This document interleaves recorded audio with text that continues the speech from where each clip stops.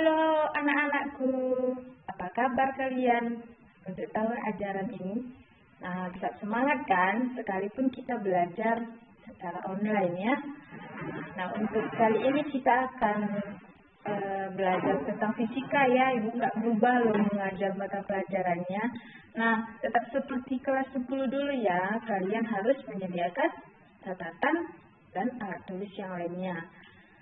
Nah, untuk mempersingkat waktu, yuk kita belajar untuk materi hari ini mengenai bab 1. Nah, apa itu bab 1? Kita lihat di sini bab 1 tentang dinamika rotasi dan kesetimbangan benda tegar. Nah, contoh dari kesetimbangan benda tegar ini bisa kita lihat di sekitar kita mungkin ada jembatan. Nah, itu termasuk kesetimbangan benda tegar ya. Ada beberapa besaran yang kita pelajari untuk memahami tentang dinamika rotasi dan kesetimbangan benda tegar ini. Yuk kita lihat yang pertama apa ya?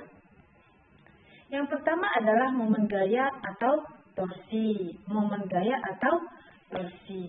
Nah, kalau kita ingat kembali, di kelas 10 kita kan sudah belajar tentang gaya. Nah, kita ingat kembali bahwa gaya itu kan membuat benda untuk bergerak lurus ya, secara umum dikatakan bergerak lurus. Ternyata di dinamika rotasi ini ada namanya momen gaya. Momen gaya sama nggak dengan gaya? Nah, ada persamaannya. Persamaannya apa? Sama-sama membuat benda bergerak, cuman jenis gerakannya berbeda. Kalau gaya itu membuat benda bergerak lurus, sementara momen gaya membuat benda berputar atau berrotasi. Ingat ya, bahwa apapun yang ada di sekitar kita, jika ada gerakannya berotasi atau berputar, itu akibat dari adanya momen gaya yang bekerja pada benda tersebut. Nah, mungkin contohnya dalam kehidupan kita sehari-hari, ketika kita membuka pintu, yang bekerja pada engsel pintu itu adalah momen gaya. Sekalipun gerakan pintu itu enggak berputar 360 derajat ya, tetapi apapun bentuk benda yang berotasi, baik itu 1 putaran, setengah putaran, seperempat putaran, itu semuanya akibat dari momen gaya. Apa sih sebenarnya momen gaya? Momen gaya atau torsi adalah hasil kali antara gaya dengan gaya. Hasil kali antara gaya dengan gaya. Apa itu lengan gaya? Ingat, lengan gaya adalah jarak antara gaya terhadap poros atau terhadap sumbu putarnya. Kemudian, torsi merupakan besaran vektor. Ingat nggak apa itu besaran vektor? Nah, besaran vektor adalah besaran yang memiliki nilai dan arah. Berarti momen gaya itu ada arahnya dan dilambangkan dengan tau. Torsi itu dirumuskan dengan tau sama dengan R kali F ya. R dikali F atau F kali R. Mungkin kalau kalian lihat di sumber belajar lain, ada tau sama dengan F kali L atau F kali D, itu tidak menjadi masalah. Asal pemahaman L, R, atau D itu tidak salah ya. Kita lihat keterangannya. Tau adalah momen gaya, satuannya Newton meter. F adalah gaya, satuannya Newton.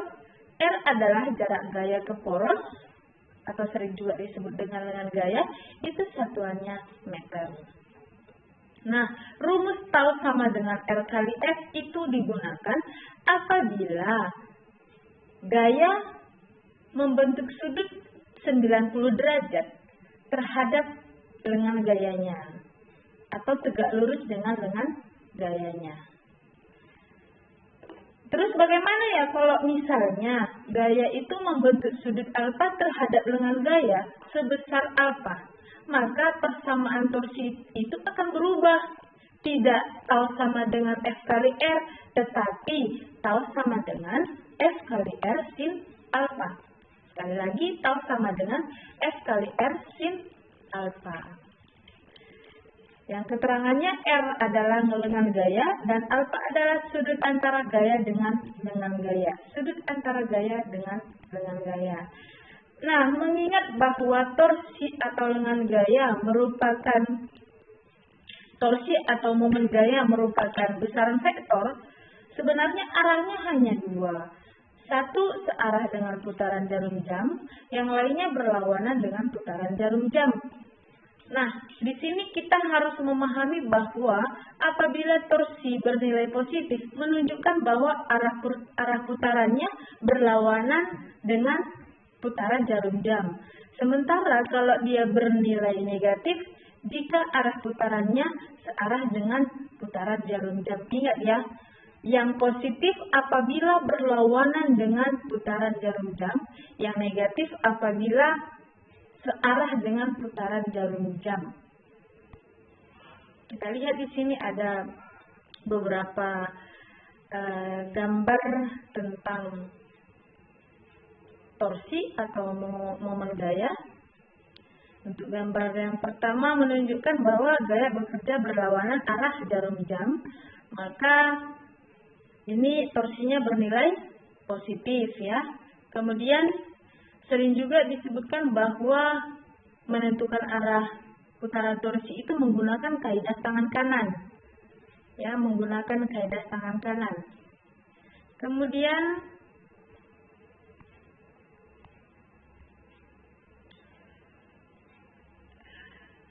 gambar yang ketiga, gaya pada batang ini bekerja menyebabkan torsi sehingga dapat berotasi. Nah, kalau kita perhatikan gambar yang ketiga ini, gayanya kan membentuk sudut alfa terhadap R ya, terhadap R.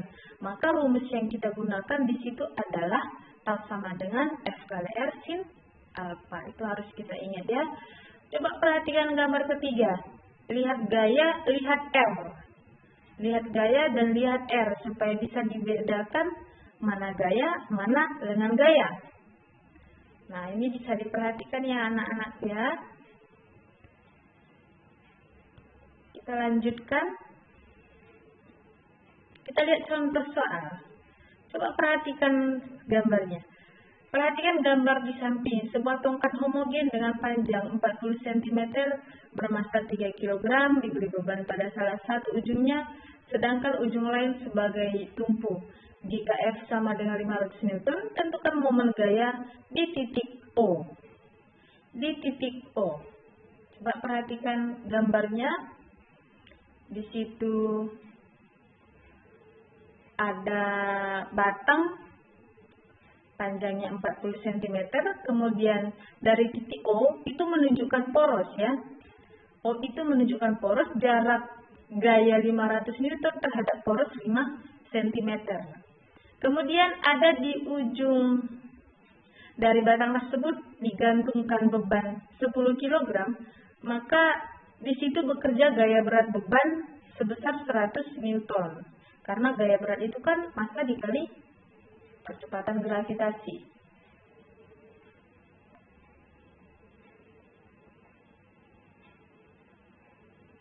Nah, jarak beban yang 10 kg terhadap poros itu adalah 40 cm. Kita lihat penyelesaiannya.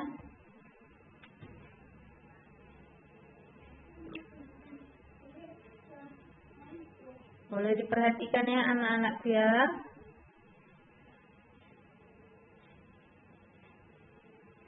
Ada pemisalan di sini 3 gaya yang bekerja. Gaya F1 sebesar 500 Newton. Itu jaraknya terhadap titik O 5 cm. Kalau di sini penyelesaian dibuat 5 meter ya, seharusnya 5 cm ya. Jadi harus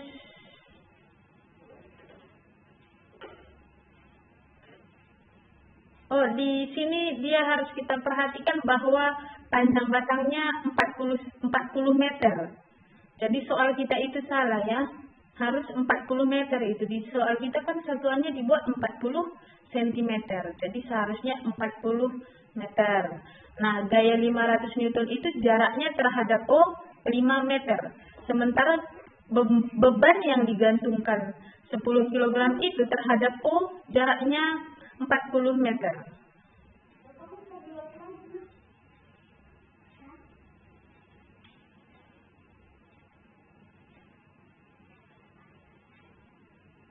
Kemudian kita perhatikan di sini. Massa tongkat itu 3 kg. Maka pada tongkat itu akan bekerja gaya beratnya. Gaya berat itu berada di tengah, ya, berada di tengah. Karena massanya 3 kg, berarti gaya berat batang tersebut 30 Newton. Dan jaraknya terhadap poros O adalah 20 meter.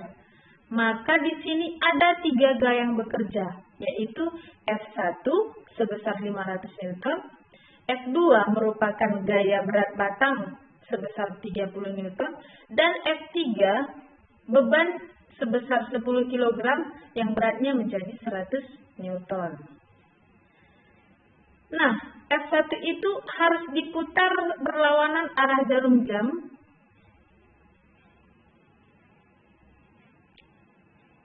maka bernilai negatif seharusnya, ya nak, ya, bernilai negatif di situ. Karena secara nasional yang diakui yang berlawanan dengan arah putaran jarum jam yang negatif, yang searah yang positif, tapi di buku kita ini di contoh kita ini dibuat dia yang berlawanan, yang negatif, yang searah yang positif. Sebenarnya jawaban terakhirnya itu sama, cuman tandanya aja yang berbeda, ya. Kita lihat di sini. Kalau kita ikuti contoh di buku ini, F1 kali D1, tadi sudah Ibu ingatkan bahwa D itu bisa R, bisa L, ya. F1 kali D1 tambah minus F2 kali D2 tambah minus F3 kali D3. Nah, di sini akan diperoleh jawabannya minus 2100 Newton meter. Minus 2100 Newton meter. Nah, kemudian ini untuk momen gaya atau torsi, ya. Nanti kalau ada kurang jelas boleh ditanyakan langsung ke Ibu, ya, melalui WA, ya nak, ya. Kita lanjutkan yang kedua, yaitu momen inersia. Nah, momen inersia ini adalah hasil tarik antara massa dengan kuadrat jarak terhadap porosnya. Tetap bekerja pada benda yang berotasi, ya. Perbedaannya dengan momen gaya, momen inersia ini merupakan besaran skalar. Dan bisa dikatakan momen inersia ini adalah ukuran kemampuan benda untuk mempertahankan keadaannya. Sering juga disebut dengan kelembaman atau kemalasannya. Kalau kita kaitkan dengan hukum Newton, ini berkaitan dengan hukum pertama Newton, ya nak, ya. Hukum pertama Newton kan benda itu berusaha untuk mempertahankan keadaannya. Kalau dia diam, dia akan berusaha untuk tetap diam. Kalau dia bergerak, maka dia akan berusaha terus untuk bergerak. Harus ingat kembali, ya. Maka pada dasarnya momen inersia ini sebenarnya ada kaitannya dengan hukum pertama Newton. Kalau seperti itu, momen inersia ini bisa kita rumuskan dengan I sama dengan mr kuadrat. I sama dengan mr kuadrat. Dengan keterangan I adalah momen inersia, satuannya kilogram meter kuadrat, R adalah jarak terhadap poros, satuannya meter, dan M adalah massa, satuannya kilogram. Ingat, ya, bahwa momen inersia kita nggak mesti memikirkan arah, yang perlu hanya memikirkan nilai saja. Boleh diperhatikan contoh soalnya. Besar dari momen inersia ini bergantung banyaknya partikel yang berotasi, ya nak, ya. Kalau di contoh soal kita ini kan ada empat benda. Coba kita lihat di sini, 4 benda yang berada pada koordinat kartesius, pada sumbu X dan pada sumbu Y. Pada sumbu X ada 2 benda yang masanya M dengan 3M. Pada sumbu Y ada juga 2 benda yang masanya 2M dengan 4M. Kita lihat porosnya di mana, ya. Porosnya terletak di sumbu Y. Porosnya terletak di sumbu Y. Ingat, Setiap benda yang berada pada poros tidak akan pernah menghasilkan momen inersia. Sekali lagi, kalau ada benda yang bekerja pada poros tidak akan pernah menghasilkan momen inersia. Berarti kita fokus ke sumbu Y, karena sumbu Y itu sebagai poros, ada dua benda di situ, yaitu 2M dengan 4M, itu nggak ada momen inersianya. Yang ada hanya pada sumbu X. Coba lihat pada sumbu X, M jaraknya terhadap sumbu Y adalah 2A, dan 3M jaraknya terhadap sumbu Y adalah A. Kita jumlahkan anak-anakku. Coba lihat penyelesaiannya. I sama dengan sigma MR kuadrat. Yang memiliki nilai hanya yang terletak pada sumbu X saja. M kali 2A kuadrat tambah 3M kali A kuadrat. Nilainya adalah 7MA kuadrat. Nah, sebenarnya masih banyak lagi anak. Kita lihat di kehidupan kita aplikasi dari momen inersia ini. Pada dasarnya, ini akan terjadi pada benda-benda yang tegar. Benda tegar itu benda yang partikelnya sangat padat, susah untuk diubahkan. Contohnya bola besi ya. Boleh kalian lihat dari sumber belajar lain, apa sajakah rumus atau jenis dari benda-benda tegar.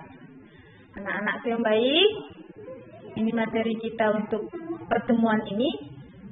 Seperti yang Ibu katakan tadi, boleh bertanya secara langsung melalui WA, chat ke Ibu ya, nanti Ibu akan jelaskan lagi. Sekarang, coba kamu pahami dua contoh soal tadi. Kalau ada yang kurang jelas dalam pertemuan hari ini boleh ditanya. Oke anak-anakku, tetap semangat. Silahkan tuliskan apa yang menurut kamu penting dari apa yang Ibu jelaskan tadi. Nah, terima kasih.